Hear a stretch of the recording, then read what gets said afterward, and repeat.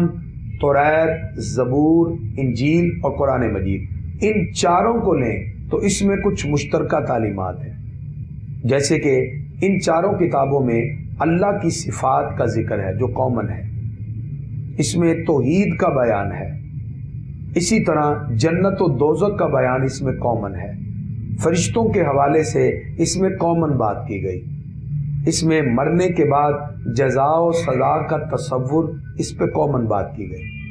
نبی کریم صلی اللہ تعالی علیہ وسلم نے جس معاشرے میں اسلامی ریاست کی بنیاد رکھی، وہاں مختلف مذاہب کے لوگ، مختلف افکار کے لوگ اور مختلف نظریات کے لوگ موجود تھے۔ حضور اکرم صلی اللہ علیہ وسلم نے ان کی باتوں کو فوراً یکسر مسترد نہیں کیا اور نہ ہی سب کو قبول کیا، بلکہ جو باتیں وحی الہی اور فطرت کے تقاضوں کے مطابق تھی ان کو قبول کر لیا۔ اسی وجہ سے حضور اکرم صلی اللہ علیہ وسلم نے جو علاقے اسلامی ریاست میں شامل کیے، وہاں ان کی عبادت گاہوں کو منہدم نہیں کیا۔ اسلام نے غیر مسلموں کے ساتھ حقوق کی فراہمی میں، ریلیشن رکھنے میں، مدارات، مواسات، ان سب کی اجازت دی، معاملات کی بھی اجازت دی۔ خلفائے راشدین کا جو دور ہے، بڑے بڑے علاقے فتح ہوئے، ایسے ایسے علاقے جہاں ایک بھی مسلمان نہ تھا، لیکن مسلمانوں نے اس مقام پر ان سے جزیہ اور ٹیکس لیا اور ان کی جان، عزت، مال کے تحفظ کی بات کی، اور وہ اپنی مذہبی زندگی اپنے اپنے مذہب کے مطابق گزارتے گئے۔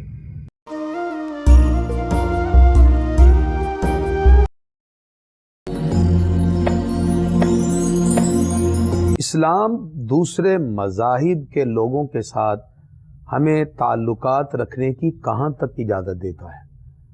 حدود و قیود کیا ہیں؟ لمیٹیشن کیا ہیں؟ The relation ship between Islam and other religions آج کا ہمارا ٹاپک ہے، اور آج ہم آپ کو بتائیں گے کہ دین اسلام نے ہمیں دوسرے مذاہب کے ساتھ تعلقات رکھنے کی کہاں تک اجازت دی۔ آپ ناظرین ہمارے ساتھ آج کے اس پروگرام میں شریک ہیں۔ السلام علیکم ورحمۃ اللہ وبرکاتہ۔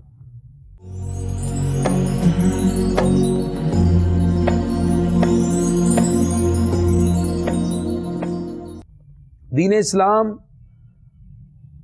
دوسرے مذاہب کے ساتھ تعلقات کی کہاں تک اجازت دیتا ہے؟ یہ ایک ایسا سوال ہے جو آج کے دور میں بہت سے پلیٹ فارم پر پوچھا جاتا ہے۔ ایک سوال اٹھایا جاتا ہے کہ ادر ریلیجنز کے ساتھ مسلمانوں کا کیسا بیہیویئر ہونا چاہیے؟ اس حوالے سے اسلام کی تعلیمات کیا ہیں؟ مسلمان کس طرح حضور اکرم صلی اللہ تعالی علیہ وسلم کی سیرت طیبہ، قرآن و سنت کی جو تفہیمات ہیں، اور اس کے ساتھ ساتھ جو عصری طور پر ہمارے سامنے بہت سے تقاضے ہیں، اس کے مطابق کیسے ہم غیر مسلموں کے ساتھ تعلق رکھ سکتے ہیں؟ اگر ہم تاریخی جائزہ لیں تو سلسلہ نبوت کا آغاز حضرت آدم علیہ السلام سے ہوتا ہے، اور نبوت و رسالت کا یہ سلسلہ چلتا گیا یہاں تک کہ جد الانبیاء حضرت ابراہیم علیہ السلام تشریف لائے۔ حضرت ابراہیم علیہ السلام نے رب کی بارگاہ میں دعا کی، پروردگار یہ میری اولاد میں نبوت و رسالت کو رکھنا۔ قال ومن ذریتی، یا اللہ میری ذریت اور میری اولاد میں اس نبوت اور رسالت کو رکھنا۔ اللہ تعالیٰ نے آپ کی اس دعا کو قبول فرمایا۔ آپ کے ایک بیٹے جناب حضرت اسحاق علیہ السلام اور دوسرے حضرت اسماعیل علیہ السلام۔ اسحاق علیہ السلام کے بیٹے یعقوب علیہ السلام ہیں، جن سے اولاد چلی تو بنی اسرائیل کہلائی، کیونکہ حضرت یعقوب علیہ السلام کا لقب اسرائیل تھا، اور یہ وہ سلسلہ تھا۔ اسی بنی اسرائیل میں حضرت یعقوب علیہ السلام کے 12 بیٹے، جن میں جناب یوسف علیہ السلام بھی ہیں، بنیامین علیہ السلام بھی ہیں، یہودا بھی ہیں، یہ نسل چلی تو آگے یہ بنی اسرائیل کہلائی۔ ان میں سے جن کو کتاب دی گئی وہ جناب حضرت موسیٰ علیہ السلام ہیں۔ حضرت موسیٰ علیہ السلام کے بعد اسی بنی اسرائیل میں جناب حضرت داؤد علیہ السلام کو کتاب عطا کی جاتی ہے۔ موسیٰ علیہ السلام کو تورات دی گئی، दाऊद अलैहिस्सलाम को परवरदिगार ने ज़बूर अता फरमाई, और बनी इसराइल के आखिरी रसूल जनाब हजरत ईसा अलैहिस्सलाम हैं जिनको इंजील मुकद्दस दी जाती है। जबकि दूसरी तरफ हजरत इस्माईल अलैहिस्सलाम, इनकी औलाद में से और कोई नबी ना आया। लेकिन बनी इसराइल मदियन में, फ़लस्तीन में, शाम में, इन इलाकों के अंदर बेशुमार अंबिया किराम और रसूल इज़ाम अल्लाह ताला ने इस बनी इसराइल में भेजे, जिनमें याहिया अलैहिस्सलाम भी हैं, ज़करिया अलैहिस्सलाम भी हैं, और इनका जिक्र भी कुरान में मिलता है। जबकि हजरत इस्माईल अलैहिस्सलाम और उनकी जो नस्ल है वो मक्का मुकर्रमा उसके इर्द गिर्द बसने वाली हैं। यहां कोई और रसूल और नबी ना आया। बनी इस्माईल में एक ही नबी आए जो सारे नबियों के इमाम बन के तशरीफ लाए, जनाब मोहम्मद रसूलुल्लाह सल्लल्लाहु तआला अलैहि वसल्लम। इस तरह मुसलमान अगर दूसरे मज़ाहिब के साथ अगर मुख्तलिफ ताल्लुकात को देखते हैं तो अहले किताब उन लोगों को कहा जाता है जिनको किताब मिली, जिनमें से इस वक्त यहूदी हैं और मसीही हैं। बाकी ज़बूर को मानने वाले अलग से कोई भी नहीं। अलबत्ता आज यही अहले किताब अपनी बाइबल में ज़बूर का कुछ पोर्शन पढ़ते हैं। दूसरी तरफ अल्लाह ताला की जो इल्हामी किताब बनी इस्माईल को मिली वो मुसलमानों के पास कुरान मजीद की सूरत में मौजूद है। अब अहले किताब के साथ जो ताल्लुकात हैं उसका इस्लाम ने एक अलग से कॉन्सेप्ट रखा, और जो मुशरिकीन हैं जो किसी किताब को नहीं मानते उसके लिए इस्लाम ने अलग कॉन्सेप्ट रखा। इस एतबार से मुसलमान अगर अपने बिहेवियर की बात करें या ताल्लुकात की तो फिर वो दो हिस्सों में तकसीम होते हैं। अहले किताब के साथ उनके क्या ताल्लुकात हों, क्या रिलेशन हो उनके अहले किताब से, और क्या रिलेशन हो उनके मुशरिकीन से। इस तरह इसके दो पार्ट बन जाते हैं। दीन इस्लाम ने गैर मुस्लिमों के साथ जो ताल्लुकात हैं, जो मराआत हैं, जो रियायात हैं, जो हकूक की बात की, उसको दो अंदाज में देखा। इस्लाम ने जब भी किसी हक की बात की तो वहां फर्ज की भी बात की, यानी मुआशरा राइट्स एंड रिस्पॉन्सिबिलिटीज के साथ चलता है, मुआशरा हकूक व फराइज के साथ चलता है। जहां इस्लाम ने ये बात की कि हम गैर मुस्लिमों को ये हकूक दें, तो वहां उनको भी कहा गया कि तुम भी कुछ अपने फराइज का ख्याल रखो। इस तरह हकूक व फराइज से मुआशरे चलते हैं। अहले किताब और दूसरे जो मुशरिकीन हैं उनके माबैन इस्लाम ने थोड़ा सा फर्क रखा। अहले किताब उनका ज़िबा किया हुआ मुसलमानों के लिए जायज़ करार दिया। जो किताब हैं अहले किताब की औरतों के साथ मुसलमान मर्द का निकाह जायज़ करार दिया। इसी तरह कुछ मकामात पर इस्लाम ने अहले किताब के साथ आसानी का मामला रखा। परवरदिगार ये चाहता है कि ये लोग जो अल्लाह को मानने वाले हैं ये इस्लाम की खूबियों से मोतरिफ होकर इस्लाम की तरफ आ जाए। अल्लाह ताला फरमाता है कुल या अहलल किताब, प्यारे महबूब अहले किताब को कह दीजिए तालौ इला कलिमतिन सवाइन बैनना व बैनकुम, आओ किसी ऐसी बात पे समझौता कर लें जो तुम्हारे और हमारे दरमियान कॉमन है, जो तुम्हारे और हमारे दरमियान मुश्तरक है। इसका मतलब सबसे पहले मुश्तरका तालीम पे बात की जाए।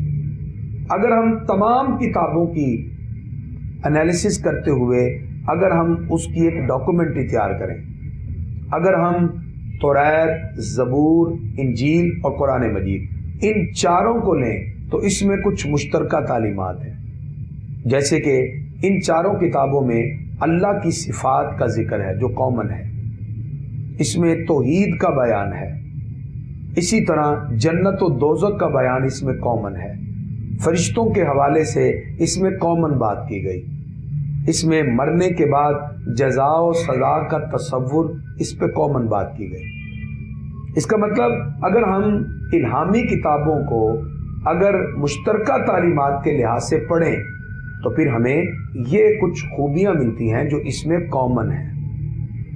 اگر ہم ان کامن بات سے اگر ہم آغاز کرتے ہیں اور اس پر اتفاق کریں تو یقیناً اس مشترکہ تعلیمات کی وجہ سے ہم ایک اچھا تصور قائم کرتے ہوئے غیر مسلموں کے ساتھ ایک اچھے تعلق کو ڈیولپ کر سکتے ہیں۔ جب ہم ایک اچھا تعلق ڈیولپ کرتے ہیں، ایک اچھی سوچ کو ڈیولپ کرتے ہیں، تو پھر اس سے ایک بہترین معاشرہ تشکیل پاتا ہے۔ اگر ہم ریلیشن کی بات کریں، اگر ہم حقوق کی بات کریں، تو اسلام نے تو بے شمار حقوق دیے، بے شمار ریلیشن کی بات کی۔ البتہ جو مشرکین ہیں ان کے ساتھ یعنی نکاح کی اسلام نے اجازت نہیں دی، ان کا ذبیحے کی اجازت نہیں دی، لیکن جو اہل کتاب ہیں جو کہ اللہ کا نام لیتے ہیں، اس حوالے سے کہیں نہ کہیں آسانی کی بات بھی رکھی گئی۔ اس لیے اسلام یہ کہتا ہے کہ جب آپ غیر مسلموں کے حوالے سے حقوق دیں گے تو اس وقت ان کو ان کے مذہبی حقوق دیے جائیں، وہ اپنی ریلیجس جو ایکٹیویٹیز ہیں وہ اپنے اپنے طور پر ادا کریں، وہ اپنے گھر میں ادا کریں، وہ اپنی مذہبی جو عبادت گاہ ہے وہاں جا کے ادا کریں، تو وہ اپنی ریلیجس ایکٹیویٹیز کو ادا کر سکتے ہیں کسی بھی اپنے مذہبی مقام پہ جانے کے بعد۔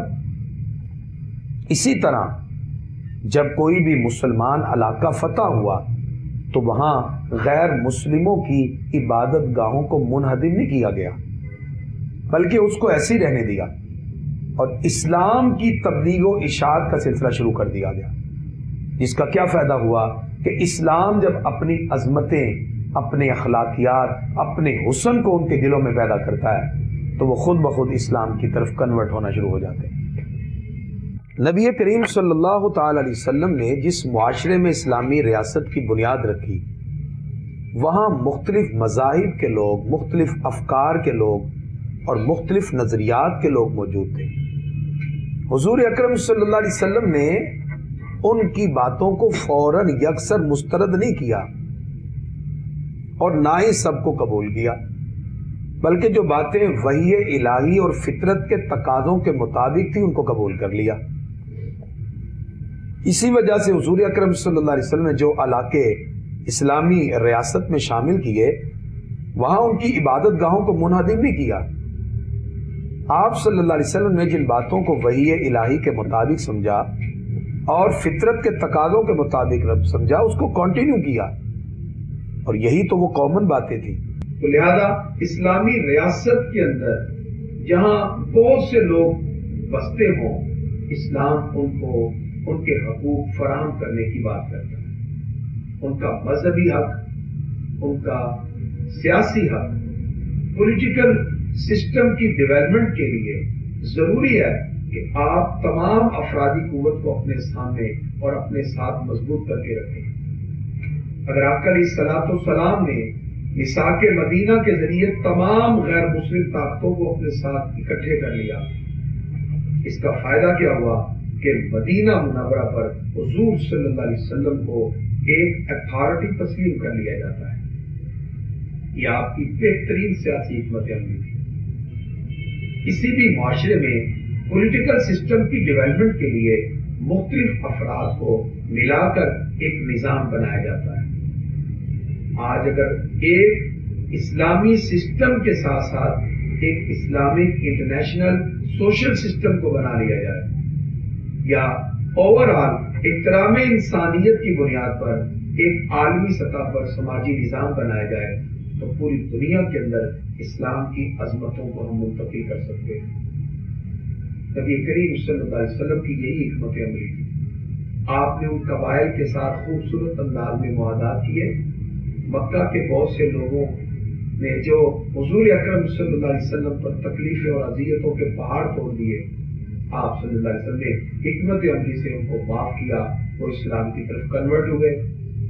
مدینہ شریف میں نبی کریم صلی اللہ تعالی علیہ وسلم نے وہ خوبصورت تصور غیر مسلموں کو دیا جس کی وجہ سے وہ اسلام کی طرف بڑھنے لگے۔ اسلام نے economical system, social system, political system کی ڈیولپمنٹ کے لیے غیر مسلموں کو حقوق فراہم کرنے کی بات کی۔ जिस वक्त किसी भी मुल्क का मुआशी और इक्तिसादी निज़ाम मजबूत होता है, जब इकोनॉमिकल सिस्टम की डेवलपमेंट होती है, तो वो मुल्क तरक्की की राहों पे गामजन होता है। तो वो आप एहतराम इंसानियत की बुनियाद पर सब लोगों को साथ लेकर चलें तो फिर ये निज़ाम बनता है। अगर इस निज़ाम की डेवलपमेंट के लिए आप बाकी लोगों को अपने साथ न मिलाएं और माइनॉरिटीज को आप यकसर मुस्तरद कर दें, तो फिर वो खातिर खा कामयाबियां आपको नजर नहीं आएंगी। कामयाबियां किसी भी मुआशरे की तरक्की के लिए यही है कि उसको तमाम लोगों को एहतराम के बारे में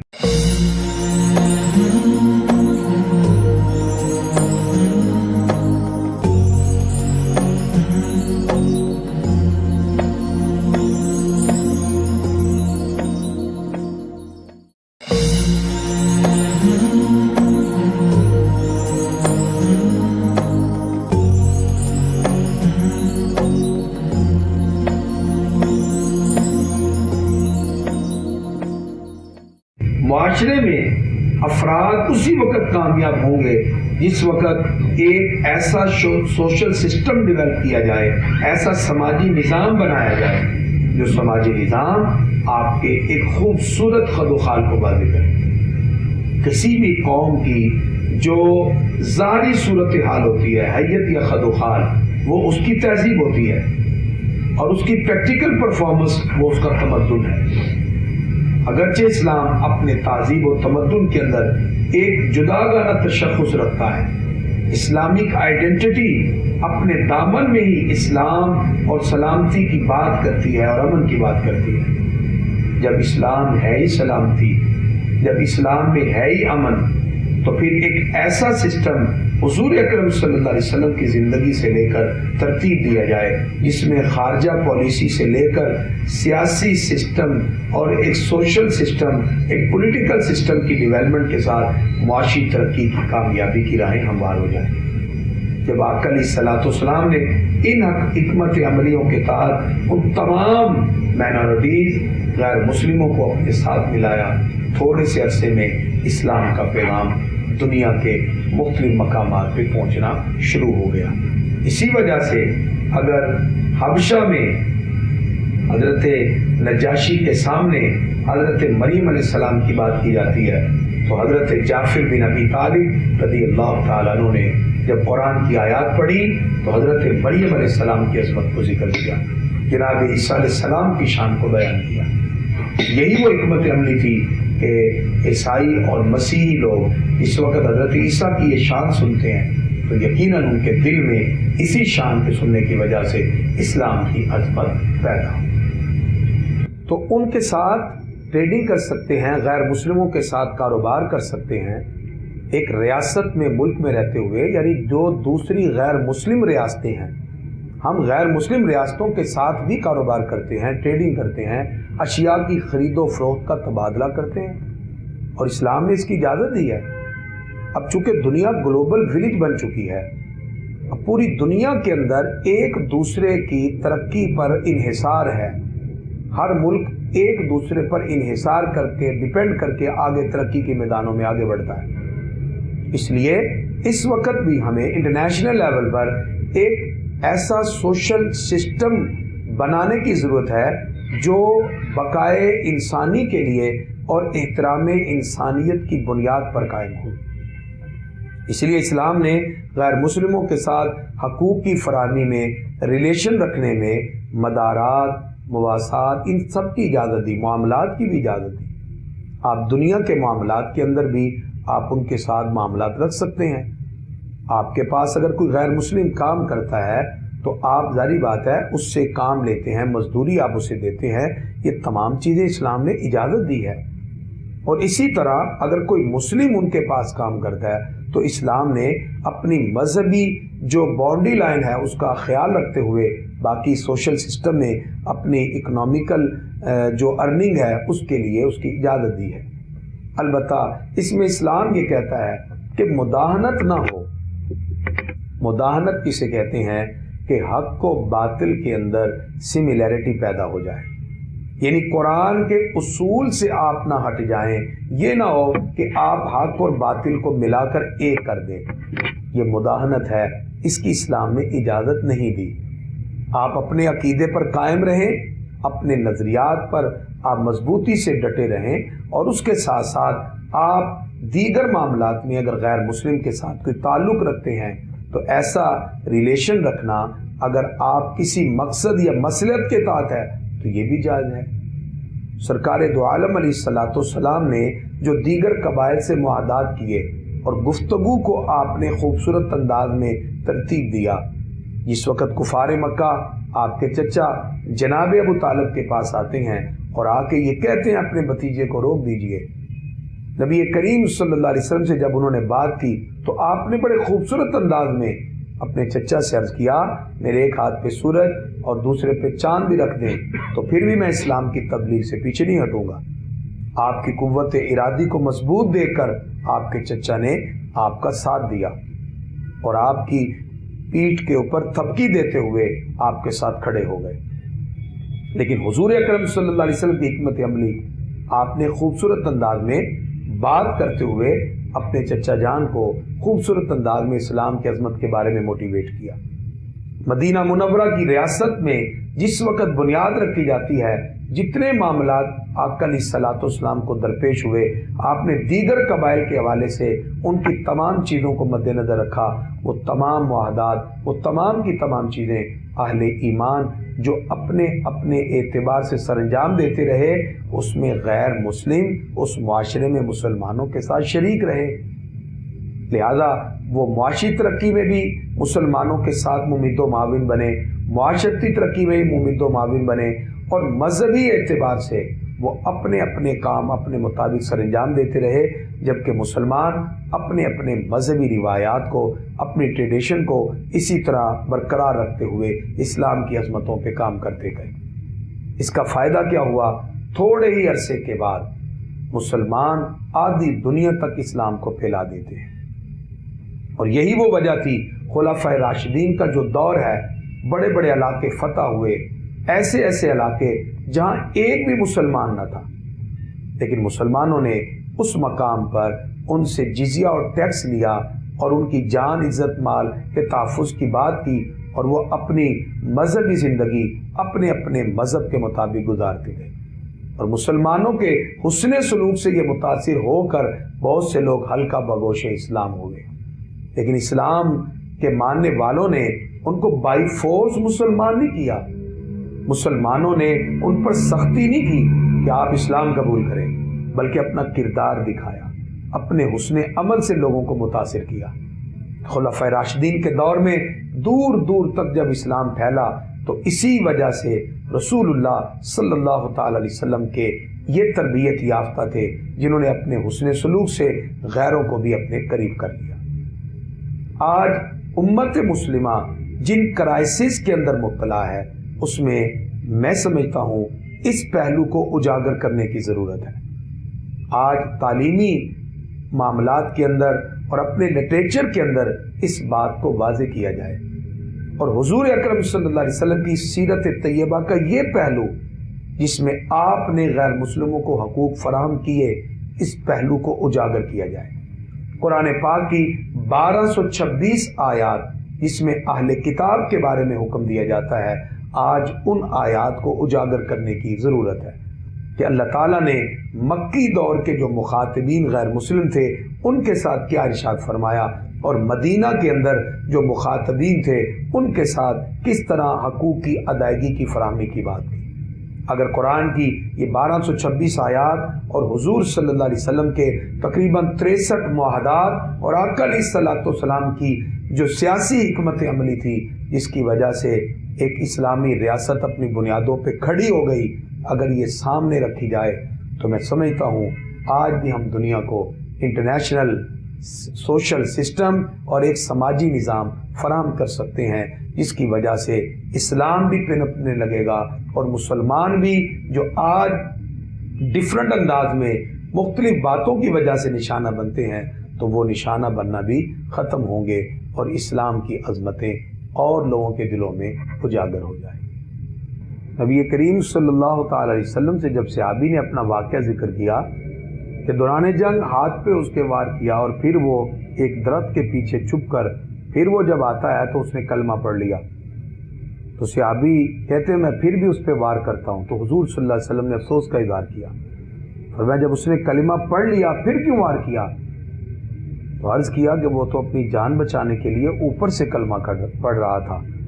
حضور اکرم صلی اللہ علیہ وسلم فرماتے ہیں تو نے اس کا دل چیر کے کیوں نہیں دیکھا کہ وہ اوپر سے پڑھ رہا تھا یا دل سے پڑھ رہا تھا؟ نبی کریم صلی اللہ علیہ وسلم نے باقاعدہ طور پر ہر ایک ایسے بندے کی عزت کی بات کی کہ جس نے اسلام کے دامن میں آ کر محبت کی بات کو باقاعدہ طور پہ اپنی زبان سے ادا کیا۔ سرکار دو عالم علیہ الصلوۃ والسلام نے اور بہت سے مقامات پر مسلمانوں کے ساتھ اور غیر مسلموں کے ساتھ ایک ایسا ماحول ڈیولپ کیا جس کی وجہ سے ایک بہترین معاشرہ تشکیل پاتا ہے۔ اپنی زندگی کو خوبصورتی اور امن کے ساتھ گزارنا ہر انسان کا حق ہے، اس لیے احترام انسانیت کے پیش نظر کسی کی پرائیویسی کو ڈسٹرب کرنا یا کسی کے ساتھ ایسا سلوک کرنا کہ جس کی وجہ سے اس کو انسانیت کے درجے سے بھی گرا دیا جائے، انسان کبھی بھی نہ ایسا کر سکتا ہے، اور اسلام کبھی بھی مسلمان کو اس کی اجازت نہیں دیتا۔ Islam is the complete code of life. اسلام ایک مکمل ضابطۂ حیات ہے جو ہمیں عبادات کے تصور کے ساتھ ساتھ اپنے معاملات کو بھی درست کرنے کی بات کرتا ہے۔ آج کے اس پروگرام کا خلاصہ یہ ہے، آج کی اس گفتگو کا خلاصہ یہ ہے کہ ہم سب کو حضور اکرم صلی اللہ علیہ وسلم کی سیرت طیبہ سے واقف ہونا ہوگا۔ اسلام جہاں بہت سی چیزوں میں رواداری کی بات کرتا ہے، وہیں امن، برداشت اور ایک دوسروں کے حقوق کی ادائیگی اور کسی کے حقوق میں دست درازی کی اجازت نہیں دیتا۔ اگر ہر ایک فرد اگر معاشرے کے اندر ایک دوسروں کے حقوق کی ادائیگی کا سلسلہ شروع کر دے تو کامیابیاں مسلمانوں کے قدموں کو چومنے والی ہیں، اور یہی انسان کی بقا ہے اور یہی انسان کی کامیابی ہے۔ میرے ہاتھ میں تھا جب تک میرے مصطفیٰ کا دامن، میرے پاؤں چومتی تھی یہی گردش زمان۔